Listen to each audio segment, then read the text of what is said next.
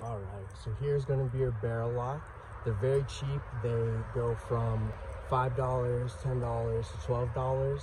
I got this one off of Amazon. It's a very cheap and effective way to keep secure firearms in the house, especially if your kids are home more often now with the pandemic. You're going to take your handgun, whatever you're going to use the barrel lock with, you're going to slide it back. Now, it's important with this that you do not try to go in through the barrel and you do not try to go in through the top. You're going to want to come down through the magazine slot and you're going to want to pop out the top right there. Once that has gone in all the way, you're going to want to go and you're going to want to secure this.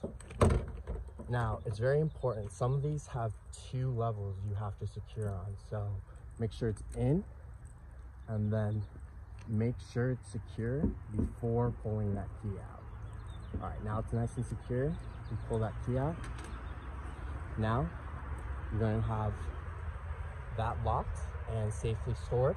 Now you can't just put a regular lock through it because somebody can just use scissors. This is the type of lock that you need because it's metal and it is safe from scissors or any other, sharp knives that you might want to cut it open with.